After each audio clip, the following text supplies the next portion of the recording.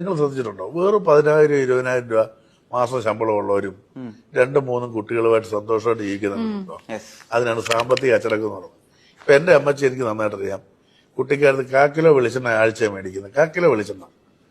എന്നാൽ എല്ലാ കറിക്കും ടേസ്റ്റും ഉണ്ടാവും, വറക്കേണ്ടടുത്ത് വറക്കും, എല്ലാത്തിനും ഒരു കരുതലുണ്ടാവും. അതായത് ആഴ്ചയിൽ 2 കിലോ അരിയേ ഉണ്ടാവുള്ളൂ. 2 കിലോ അരി ആയിരിക്കും, അത് ഒരു നാഴി കൂടില്ല.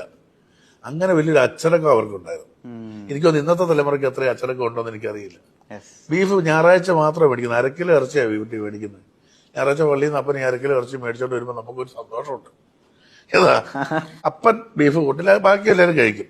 പക്ഷെ ഈ 1/2 കിലോ ഇറച്ചി ഞാൻ അറിഞ്ഞുണ്ട് ഈ ആരും ബിരുദക്കാരും ചിലപ്പോൾ കാണും.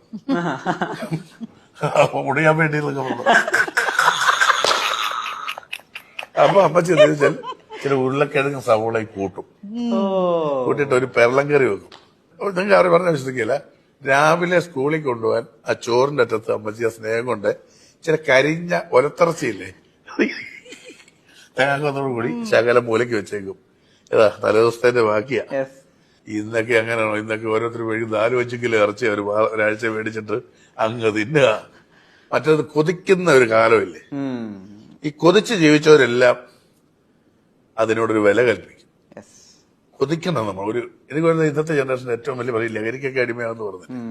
അവർക്കൊന്നും കൊതിയില്ല, എല്ലാം കിട്ടിക്കഴിഞ്ഞിട്ട് ഇനി എന്ത് കിട്ടും, ഇനിച്ച പുഴാൻ കിട്ടുമോ അല്ലെ പരാമർ കിട്ടുമോ എന്ന് ചോദിച്ച് നടക്കുന്ന എല്ലാം ഉണ്ടേ. എല്ലാം എന്താ കിട്ടാത്ത എല്ലാം ഷവർമ മറ്റേത് മറിച്ചത് എല്ലാവരും കുത്തിക്കയറ്റി കൊടുക്കും. അവിടുന്ന് മറ്റേത് കാർഡ് മറ്റേത് മറിച്ചത് ചെയ്യുന്നു, എല്ലാം കൊടുക്കുക. പിന്നെ എന്താണ് തൃപ്തി, ഇനി എന്ത് കിട്ടും, എനിക്ക് എന്തിനും പാമ്പിനെ കൊണ്ട് കൊത്തിച്ചാലോ എന്നൊക്കെ പറഞ്ഞ് നടക്കുന്ന കുറെ, അതാണ് പ്രശ്നം. കൊതിയില്ല. നിങ്ങൾ ആലോചിച്ച് നോക്കിയേ, ഇല്ലായ്മ ഒരു വിധം കഷ്ടപ്പെട്ട് ജീവിക്കുന്ന ഏതെങ്കിലും കുട്ടി ഇതൊക്കെ ഉപയോഗിക്കുന്നുണ്ട്? ഇല്ല, അത് താരതമ്യം കുറവാണ്, വളരെ കുറവാണ്. അവർ സ്ട്രഗിൾ ചെയ്യണം, അവന്റെ അപ്പന്റെ അമ്മയുടെ വിഷമം കണ്ടവൻ ജീവിക്കുക. മറ്റേത് എല്ലാമായി.